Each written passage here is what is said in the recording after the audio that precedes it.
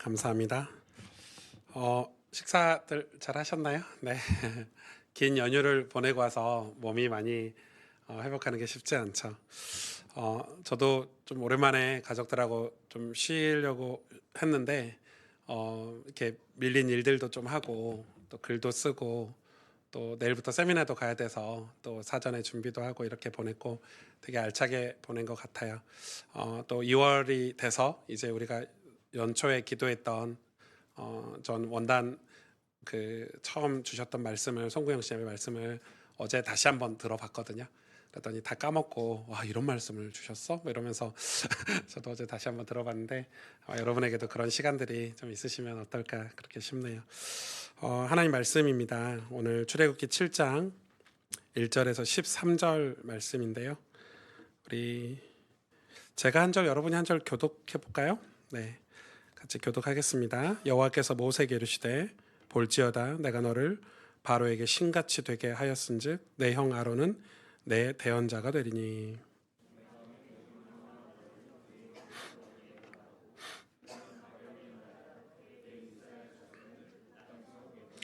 내가 바로의 마음을 완악하게 하고 내 표징과 내 이적을 애굽 땅에서 많이 행할 것이나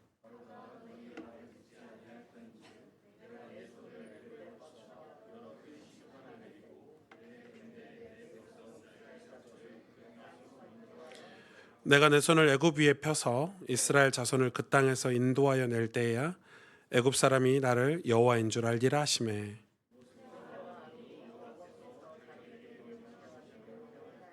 그들이 바로에게 말할 때에 모세는 80세였고 아론은 83세였더라. 바로가 너희에게 이르기를 너희는 이적을 보이라 하거든 너는 아론에게 말하기를 너의 지팡이를 들어서 바로 앞에 던지라 하라. 그것이 뱀이 되리라.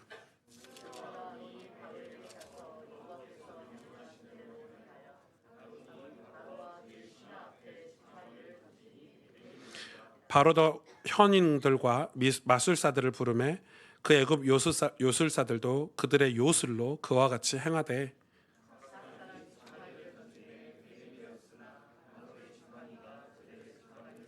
같이 읽겠습니다. 그러나 바로의 마음이 완악하여 그들의 말을 듣지 아니하니 여호와의 말씀과 같더라. 아멘. 내 백성, 내 군대, 내 군대, 내 백성이라는 제목으로 말씀을 나누도록 하겠습니다. 저는 제가 의도한 건 아닌데 제법 오랜 시간 거의 15년 넘게 청소년 사역을 했습니다. 제가 청소년 사역을 잘할 수 있는 실력이 있는 건 아니고 또 능력이 있는 건 아닌데 제가 이제 그냥 교회에서 청소년부 맡아서 한 전도사가 아니고 청소년 사역 전체를 총괄하고 기획하고 또 사역자들을 훈련하고 이런 시간들을 좀 가졌는데 제가 청소년 사역을 하면서 사실 제가 중점을 둔 게 뭐냐면 청소년 수련회가 겨울에 있다 이러면은 우리 청소년 사역자들과 한 달 정도 금식도 하고 또 기도 제목을 나누고 제가 금식하고 기도 제목을 나누는 그 기도 제목의 포커스는 우리 청소년 아이들이 수련회 때 인격적으로 주님을 만나고 하나님을 경험하고 아이들이 정말 하나님 앞에서 믿음으로 살 수 있도록. 여러분 그거는 다른 프로그램이나 행정은 제가 잘 못하거든요. 그거는 잘하는 분들 맡기고 저는 오로지 청소년 사역할 때 그 일에 몰두했던 것 같아요. 그래서 아이들이 은혜 받고 변화되고 또 인격적으로 하나님을 만나는 일이 저에게는 가장 중요한 사역의 그런 꼴이었어요. 목적이었어요. 교회에서도 마찬가지고 학교에 가서 아이들을 만나거나 또 가정을 방문해서 아이들하고 신앙적인 어떤 성경 공부를 하는 것도 다 그런 목적들을 가지고 사역을 했고 또 교사들하고 밤늦게까지 겉으로는 학생들 성적 관리하는 것 같고 또 겉으로는 학생들의 예배 태도나 예배가 나오냐 안 나오냐 이런 것 같고 회의하는 것 같지만 저희 오로지 관심은 이 아이가 인격적으로 하나님 만나는 때를 늘 기대하고 왜 못 만나는지 주변을 살피고 그래서 이 아이가 하나님을 만났을 때가 중요하잖아요. 그때가 되기 위해서 준비하는 사역들을 주로 했던 것 같아요. 그게 저한테는 늘 관심사였고 또 저도 청소년 시기에 예수님을 만났기 때문에 그런 관심사가 늘 저에게는 중요했고 그런 일에 관심이 없는 사람들과는 일을 하기가 쉽지가 않았죠. 쉽지가 않았고 그런 사역의 올바른 방향을 가도록 그분들을 설득하고 또 같이 일할 수 있도록 늘 했던 게 저의 사역이었던 것 같아요. 제가 작년에 그 선교적 교회 세미나가 있었어요. 제가 굵직한 세미나들을 몇 개를 참석하는데 저희 교회가 선교적 교회를 하는데 이 선교적 교회가 제가 만든 단어가 아니고 세계적으로 있는 단어고요. 그런 선교적 교회들이 모여서 세미나를 갔더니 거기에 청소년 아이들이 제가 조금 도전이 되고 마음이 울컥울컥한 게 교복을 입고 아이들이 앞에 나와서 이 학교에서 기도 모임 하는 거를 소개하고 무슨 기도를 하는지 기도 제목을 아이들이 하는 걸 소개하는 거 보고 깜짝 놀랐고 궁금하잖아요. 그래서 끝나고 아이들을 찾아갔습니다. 그 밤에 아이들을 미안한데 이렇게 나 너희들 꼭 만나고 싶다 하고 찾아가서 물어보니까 이 운동이 부산에서 시작된 운동이고 부산의 이 몇몇 청소년들이 학교에서 기도 모임을 하면서 전국으로 이렇게 퍼졌더라고요. 그래서 그런 걸 알게 됐어요. 그런 걸 알게 됐고 제가 오랫동안 가슴 뛰던 일들을 지금도 하나님은 하고 계신다. 제가 영상을 하나 보여드릴 건데 이런 운동이 어떻게 지금 벌어지고 있는지 학교에서 기도 모임 하고 있는 그런 모습이에요. 중고등학생답게 하고 있죠. 네.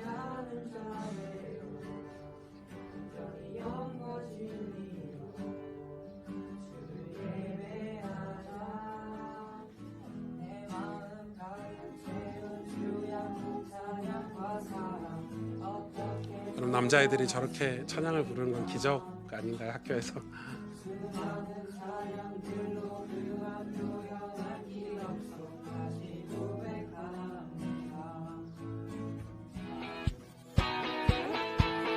이런 운동이 어떻게 지금 확산이 됐는지 좀 보여주는 다른 영상도 있거든요. 한번 보여주세요. 초중고 학생들이 하루 일과 중 가장 많은 시간을 보내는 곳 바로 학교입니다.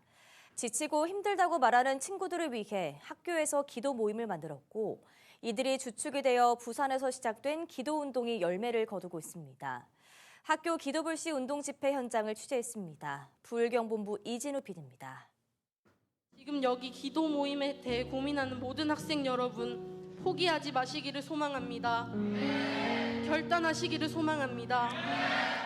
학교 안에 기도 모임을 세운 중학생의 선포가 예배당을 가득 메웁니다. 학교 기도 불씨 운동의 원조인 부산의 지역교회와 선교단체들이 2,000명의 중고등학생들과 함께 기도의 자리에 모였습니다. 2016년부터 시작된 집회는 전국에서 일어나 벌써 16차례 맞았습니다. 네, 이제 2016년에 시작된 학교 기도 불씨 운동 더 웨이브라는 이름의 집회입니다. 학기 중에 1년에 2차례 열고 있는 학교 기도 불씨 운동의 시작은 학기 중에 지친 친구를 격려하기 위해서입니다. 부산에서 시작했지만 지역마다 기도 운동의 명칭은 다릅니다. 부산은 학교 안의 기도의 물결이 출렁이길 소망하며 더 웨이브라고 정했습니다. 소망은 열매를 맺어 이날 기도 모임이 세워진 18개 학교들은 홍보 부스도 마련했습니다. 여러 부스에 찾아와 주는 것 보면서 좀 고맙기도 하고 뭔가 뿌듯한 마음도 괜히 들었던 것 같습니다. 다른 학교 기도 모임 그에 대한 특성 같은 걸 들으면서 깨닫는 게 많았고 우리보다 더 힘든 상황에서도 기도의 불이 꺼지지 않고 계속해서 기도하는 모습을 보고 감명받았고 은혜 받았습니다. 설교자는 힘들고 지친 학생들에게 네. 하나님께서 이루시는 역사의 주인공이 되라고 전합니다. 그 하나님은 오늘 이곳에 계십니다. 네, 이제 여기서 멈춰주셔도 될 것 같아요. 이런 배경이 달라지고 인물과 주인공과 작년에 제가 그 아이들 만나고 물어본 게 질문이 2가지였는데 그 중에 하나가 뭐냐면 그렇게 학교에서 기도 운동하고 또 오늘 집회도 이렇게 와서 하는데 너희들 공부는 어떻게 하고 했어 했더니 그 옆에 있는 친구가 하는 말이 예 전교 1등이에요 딱 그러더라고요. 우린 그러잖아요. 기도하고 예배드리면 공부할 시간이 없다. 우리 공부 못하니까 공부해야 된다 이렇게 가르치고 있는데 교회에서도 그 아이들이 하는 말이에요. 기도하고 은혜 받고 정말 허투루 시간을 쓰지 않고 또 친구들에게 위로하고 친구들을 위해서 기도하기 위해서 더 정직하고 바르게 살다 보니까 저도 모르게 이렇게 공부를 잘하게 됐어요. 얘기를 하더라고요. 단지 공부를 잘해서가 아니라 그 아이에게는 그런 간증이 있는 거죠. 저는 그렇게 생각해요. 사실 이 운동이 부산에 있는 조그만 학교에서 2명이 시작을 했대요. 그냥 크리스찬 2명이 공부하는 게 너무 힘들고 입시가 너무 힘들고 그래서 우리 모여서 쉬는 시간에 같이 기도하자 이렇게 시작했던 운동이라고 해요. 그런데 여러분 아시죠? 누군가 아무런 일이 이런 일을 한다고 해서 무슨 하나님의 역사가 일어날 거라고 생각하고 하는 친구들은 없어요. 우리도 그렇잖아요. 아무런 일이 일어나지 않을 것이라고 생각하고 시도조차 하지 않는다면 우린 그래요. 시도를 안 해요. 그런데 여러분 아시다시피 시도를 하지 않는다면 아무 일도 일어나지 않습니다. 우리가 시도하지 않는다면 아무 일이 일어날 수가 없어요. 저는 아이들 기도하는 거 보고 깜짝 놀랐어요. 여기에 뭐 교육자가 있거나 목사가 있거나 학교마다 그게 전혀 없더라고요.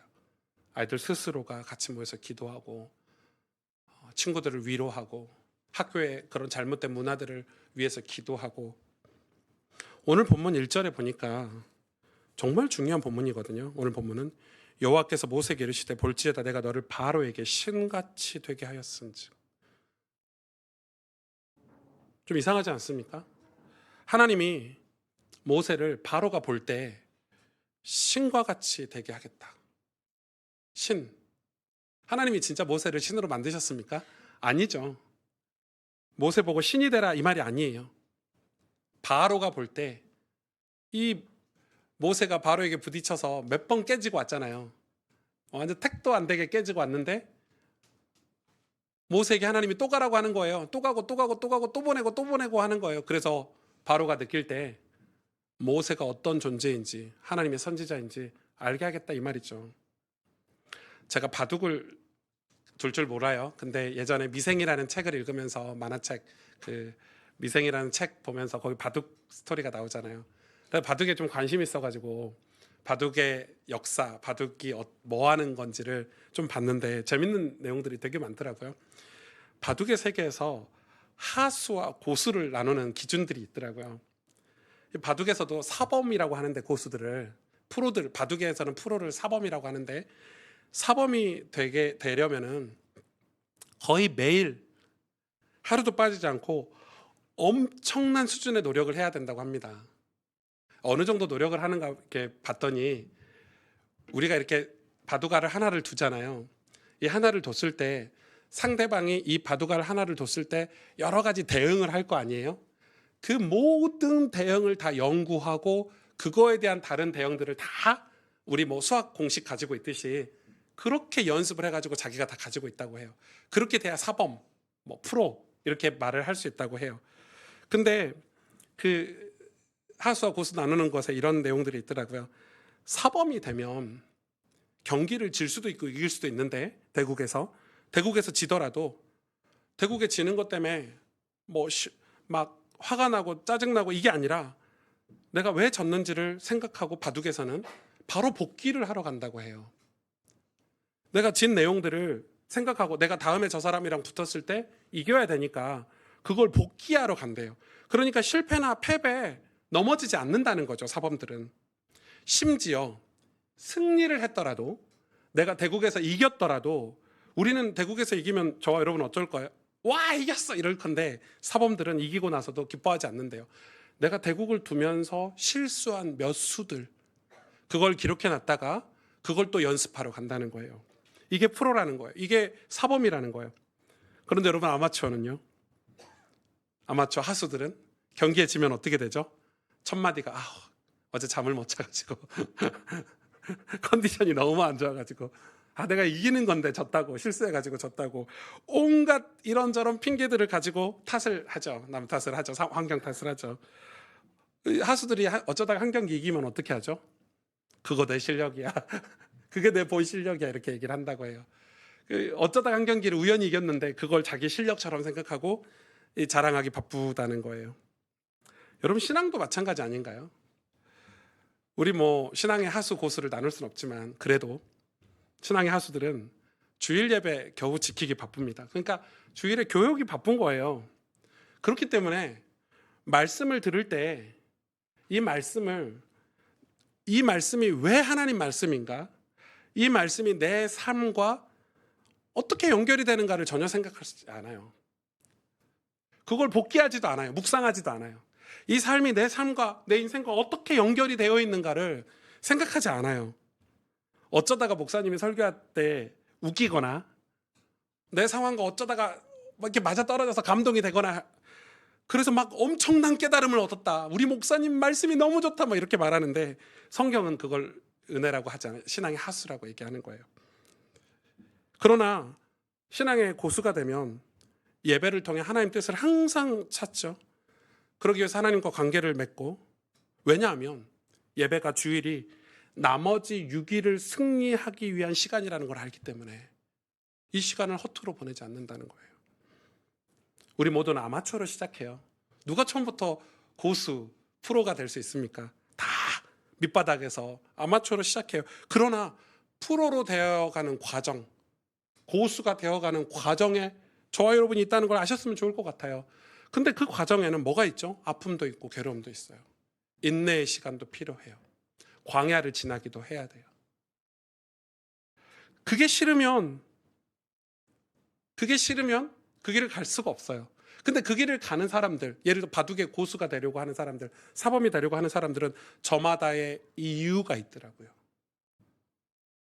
마찬가지로 우리도 이유가 있다면 그 이유로 우리는 아픔도 괴로움도 지나가는 거예요. 시험도 지나가고 인내도 고통도 연단의 시간도 지나가는 거예요. 그런데 그 이유가 없어서 아픔을 겪기 싫으니까, 괴로움을 겪기 싫으니까 그냥 아마추어로 하수로 그냥 사는 거예요. 그 복귀하지 않고 사는 거예요. 뭐가 없어서요? 이유가 없어서 그래요. 이유가 없어서. 하나님은 오늘 본문에 보니까 모세에게, 바로에게 계속 보냅니다. 그냥 보내는 게 아니고 하나님 계획이 있으시죠. 바로가 거부할 거야. 바로가 네 얘기를 받아들이지 않을 거야. 그런데 계속 보내요. 언제까지요? 바로나 애굽 백성이 내가 여호와인 줄 알 때까지 보내신대요. 요 모세를 그런데 그 일에 신과 같이 사용하겠대요. 모세가 신이 되면 안 되죠. 모세가 그런 실패를 거듭하면서 하나님과 가까워지고 하나님 말씀에 귀를 기울이고 하나님 나를 부르신 이유가 더 선명해지는 거예요. 그래서 모세도 이제는 나중에는 바로 앞에 섰을 때 완전한 확신과 능력, 어떤 거죠? 처음에는 하나님 말씀보다 바로가 훨씬 컸어요. 하나님이 나에게 말씀하신 것보다 애굽이 훨씬 거대했어요. 그런데 이제 점차 말씀이 애굽보다 커지고 믿음이 상황보다 커지고 하나님의 여호와의 이름이 애굽의 모든 영광보다 크다는 걸 모세가 경험을 한 거예요. 출애굽기 7장 7절에 보면 그들이 바로에게 말할 때에 모세는 80세였다. 여러분 이때도 모세의 이때 나이 80도 노인이에요. 지금만 80세가 노인이 아니고 그때도 80세면 완전 노인이에요. 그러니까 모세는 왜 제가 80이라는 걸 성경에 기록해 놨는지 80살이 되면 어른들 아시죠? 뭐가 남죠? 자존심. 우리 나이 들면 자존심 세지거든요. 아랫사람이 뭐 얘기하고 이러면은 표현은 안 하지만 기분 나쁠 때가 많아요. 여러분 안 그러신 것처럼 쳐다보시는데 저도 우리 윤 전사님이나 뭐 우리 주윤 전사님하고 나이 차이 제법 납니다. 그렇게 보이잖아요. 나이 차이가 많게. 저 친구들이 목사님 조언한다고 와서 이렇게 충고하고 저는 그걸 좋아하고요. 우리 목회 모임이 그런 모임이니까. 근데 가끔은 진짜 가끔입니다. 저것들이 이러면서 저도 가끔은 왜냐하면 자존심이 상할 때가 있어요. 80세면요 쉽지 않습니다. 온갖 경험, 지식 다 쌓여가지고 여러분 이거 바로한테 한번 가서 깨지고 왔는데 또 간다? 쉽지 않습니다. 또 간다? 근데 하나님 계속 보내요. 언제까지요? 바로가 너를 볼 때 신이라고 여길 때까지. 모세가 그 사이에 계속 바뀌어가는 거예요. 이제 하나님과 관계를 맺으면서 하나님 부르신 이유가 확실해져 가는 거예요. 그래서 나중에는 상황, 환경, 심지어 자기가 갖고 있는 자존심, 상처까지 뚫고 지나갔어요.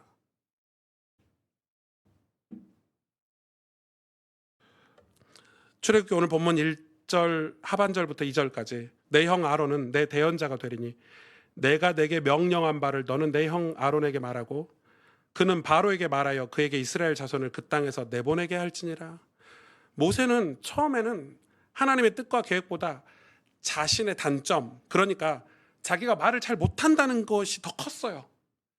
이런 거예요. 하나님이 출애굽하겠다고 하시는데 자기가 말을 못하는 것 때문에 그 출애굽이 이루어진다는 걸 못 믿은 거죠. 이해가 되세요? 우리로 말하면 저 돈 없어요. 저 시간 없어요. 저 안 돼요. 환경 보세요. 우리 집안을 보세요. 제가 어떻게 하나님 구원사에게 쓰임 받을 수 있는가? 모세가 자기 말 못하는 것 때문에 하나님의 구원 사역이 이루어질 수 없다고 지금 생각하는 거예요. 80세 먹은 노인 모세가 그렇게 얘기하는 거예요. 하나님께서 이스라엘 백성을 구원하라고 하시는데 말 못하는 것 때문에 하나님의 구원이 되지 않는다? 여러분 맞습니까? 그게 우리의 연약함이에요. 그게 우리의 죄에 갇혀있는 죄인인 저와 여러분의 모습이죠. 저도 한동안은 목사가 되기 전에는 그런 게 없었거든요. 근데 갑자기 목사가 되니까 저 좀 완벽해지고 싶고 좀 성도님들한테 좀 멋있게 보이고 싶고 실력 있는 목사가 되고 싶고 이 타이틀이 무서워요. 그래서 이렇게 그냥 벗어도 되는데 지금은 저희 교회 성도님들이나 우리 교육자들한테 제가 다 오픈하잖아요. 근데 처음에는 저도 이렇게 막 목사 뛰어나 실력 있어 이런 거 듣고 싶어서 그러니까 제 단점을 자꾸 감추는 거예요. 단점을 감추려고 하다 보니까 또 그런 책들만 봐. 단점을 보완해서 이렇게 그런 책들만 봐. 그러니까 제 단점을 막 알려고 막 하니까 단점을 발견하면 발견할수록 좋아져야 되는데 저는 저 개인은 사람마다 다르겠지만 점점 사람들을 피하게 되고 사람들에게 눈치가 보이고 제 삶이 엄청 위축이 되는 거예요. 장점도 안 그래도 장점도 없는 사람인데 단점을 더 들추니까 너무 어리석은 삶을 산 거예요. 그러다 보니까 하나님이 저에게 주신 꿈이 있잖아요. 그게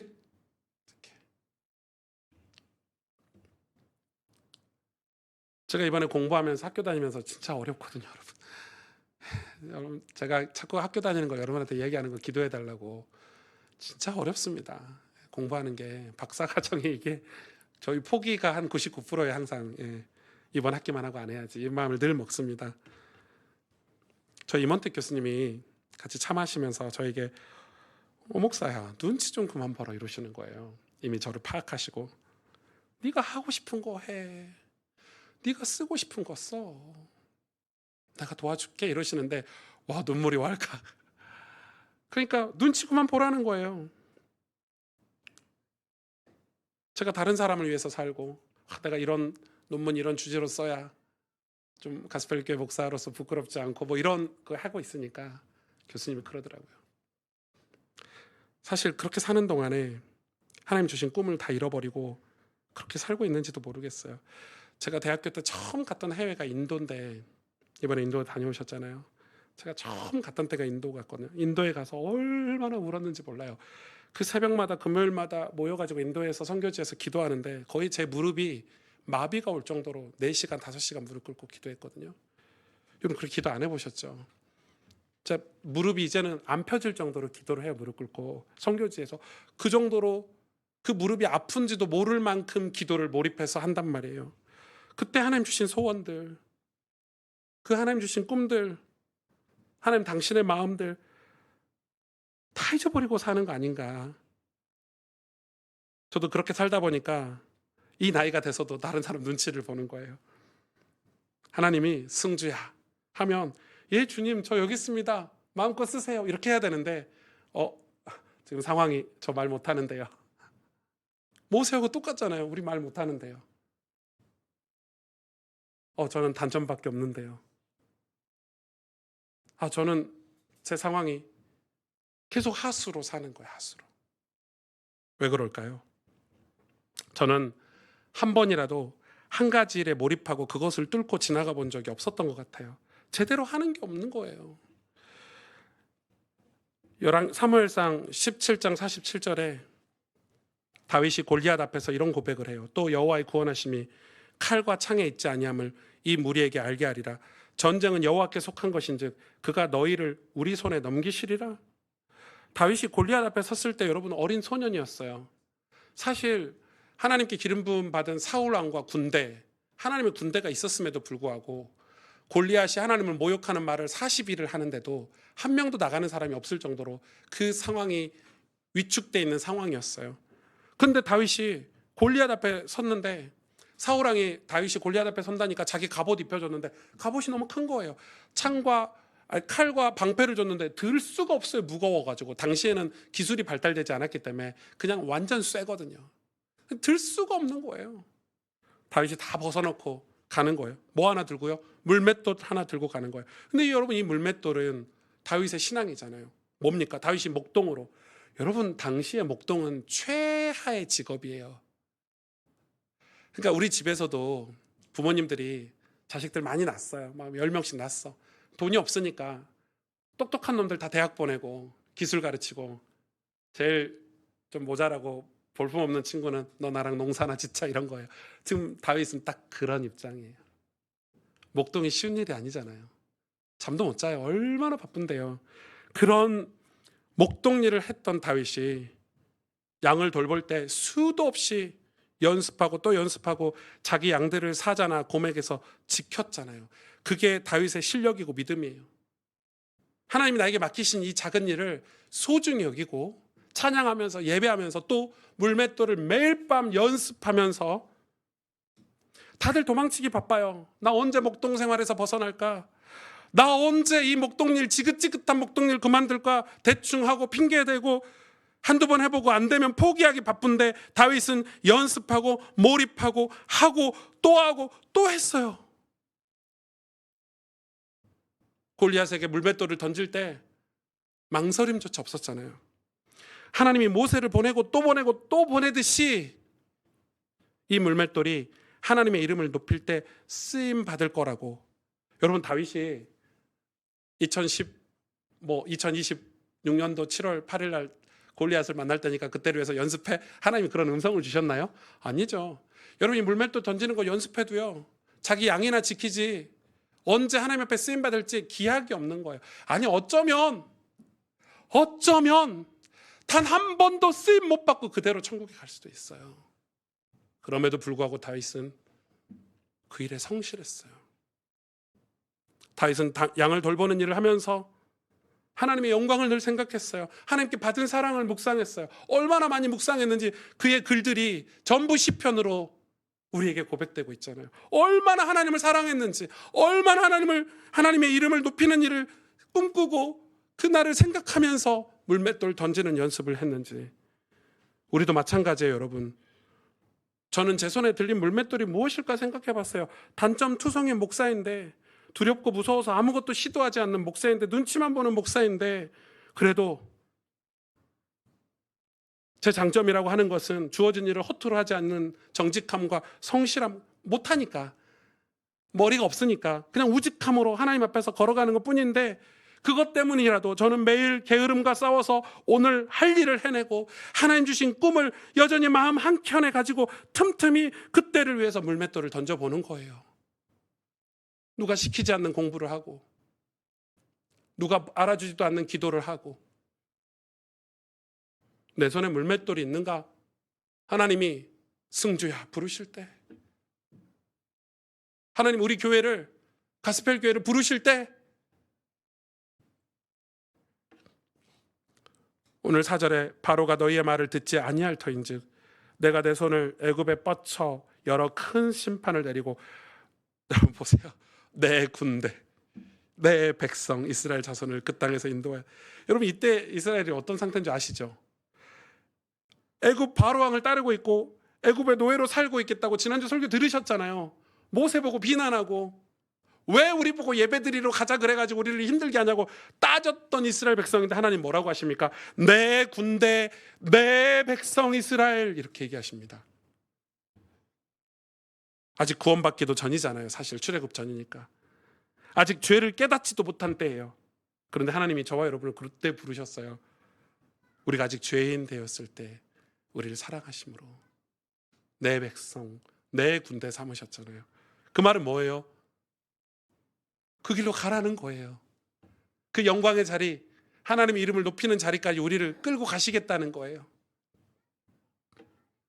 5절에 내가 내 손을 애굽 위에 펴서 이스라엘 자손을 그 땅에서 인도하여 낼 때에야 애굽 사람이 나를 여호와인 줄 알리라 하시매. 아멘.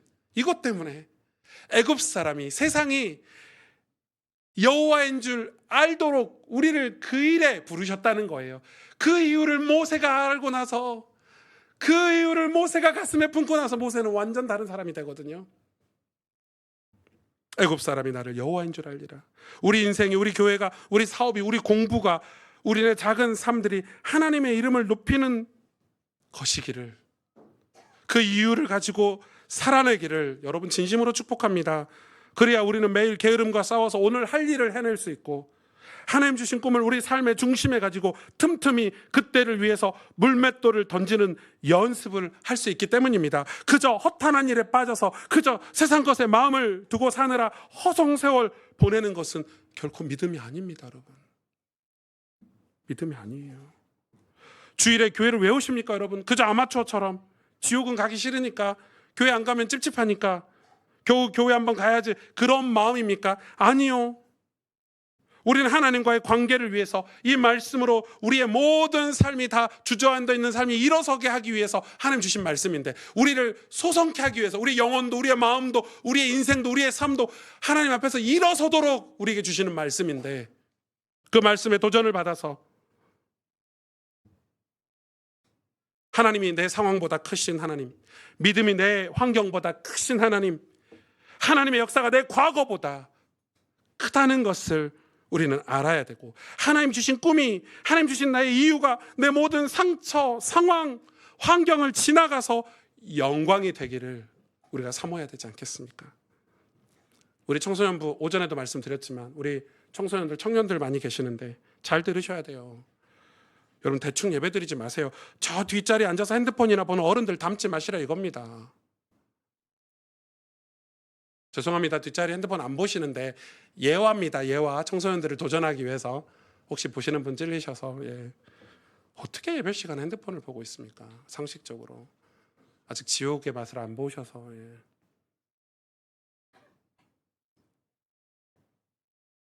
남 욕이나 하고 허탄한 일에 빠져 사는 어른들 본받지 마시고, 나는 하나님의 군대, 나는 하나님의 백성이다, 이 믿음으로 사시기를 축복합니다. 그래서 학교에서도 믿음의 친구들과 함께 기도하고 하나님의 꿈을 위해 공부하고 그러시길 바랍니다. 이상한 친구들에게 휩쓸려서 욕설이나 하고 그것이 멋있다고 생각하는 어리석은 자들과 함께 가지 마시고. 욕하는 게 멋있습니까?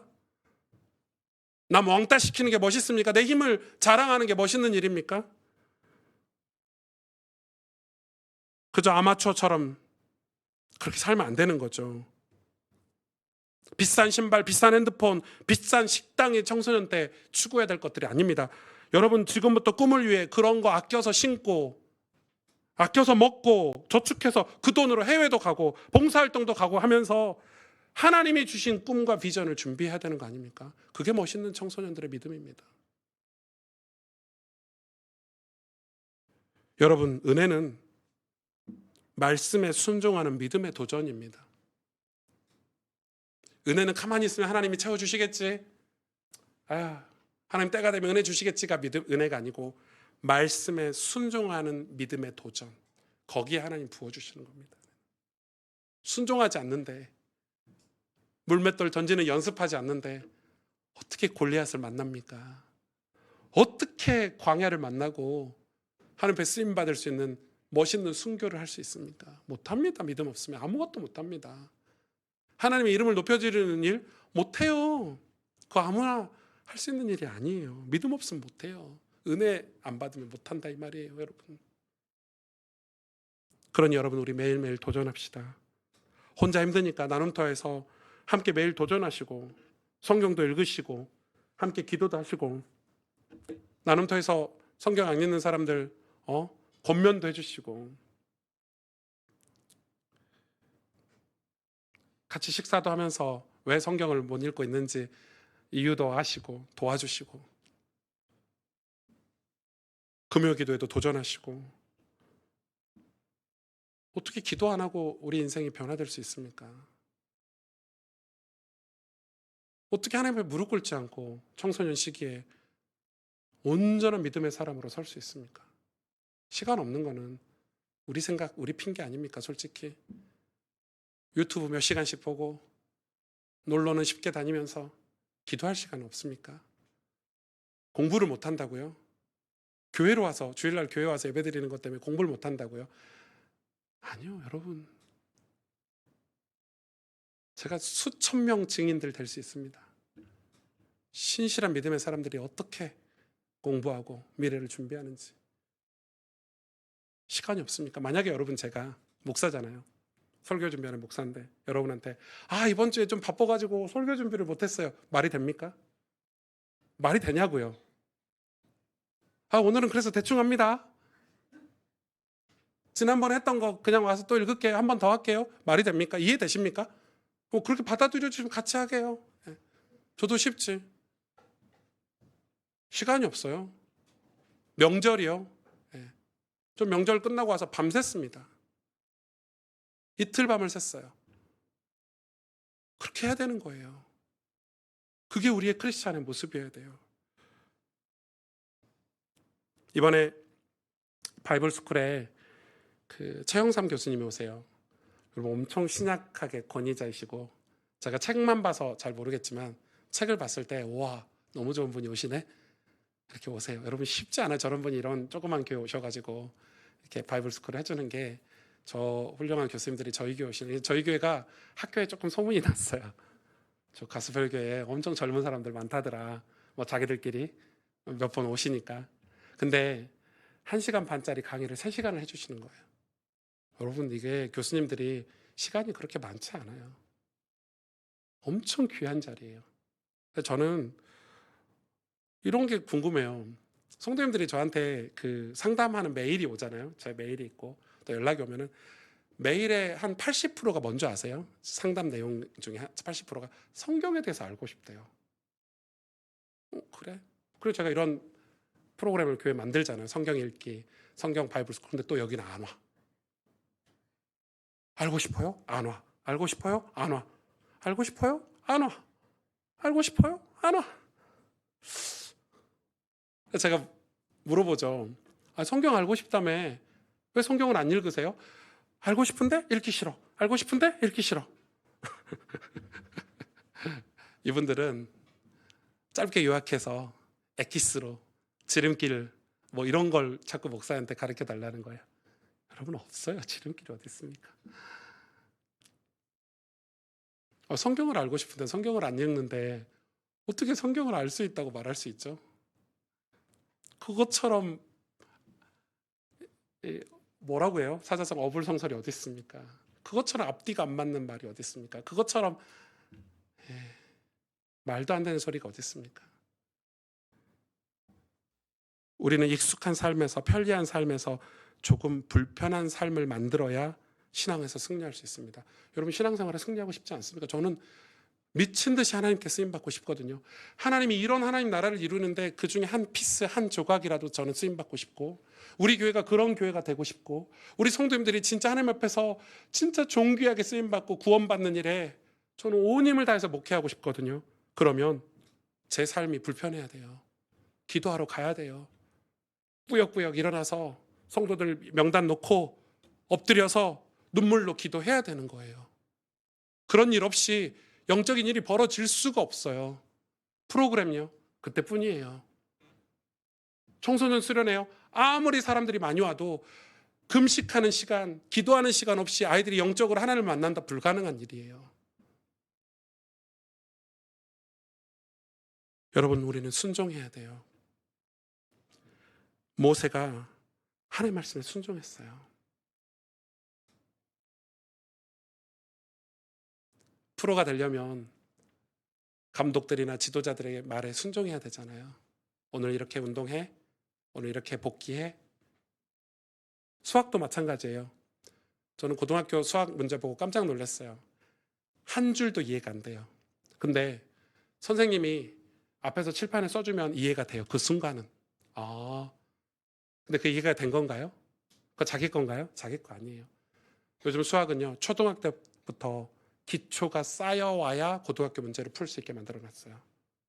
초등학교 때부터 물맷돌 던져야 골리앗 만났을 때 던질 수 있는 거예요. 여러분, 신앙을 허투루 생각하시면 안 돼요. 그래서 늦었지만 솔직하고 정직하게 지금부터 시작을 해야 되는 거예요. 말씀을 마치겠습니다. 하나님이 저와 여러분 보고 내 군대, 내 백성이래요.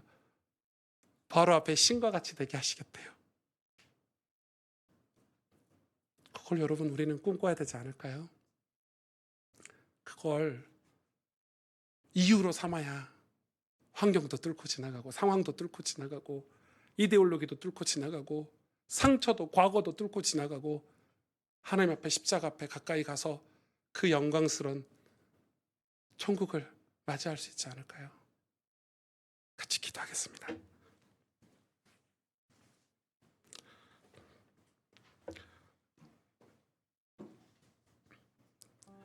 하나님이 우리를 통해서 애굽 사람이 나를 여호와인 줄 알리라, 모세를 통해서 이스라엘 백성들을 통해서 나를 여호와인 줄 알리라 하시겠대요.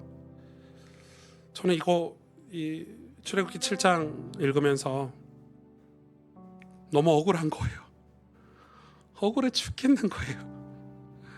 누구는 이렇게 하나님 말씀에 순종해서 하나님 영광스러운 일에 쓰임받고 있는데 나는 환경 탓하느라, 신세 한탄하느라, 내 상황 모세하고 똑같더라고요. 저는 말을 못해서, 전 말을 못하니까 단점 감추느라 너무 억울해가지고 제가 어젯밤에는 설교하다가 울었습니다. 너무 억울해요. 전 하나님하고 제일 친하고 싶고 하나님 하시는 일에 조금이라도 쓰임받고 싶은데 허탄한 일에 빠져가지고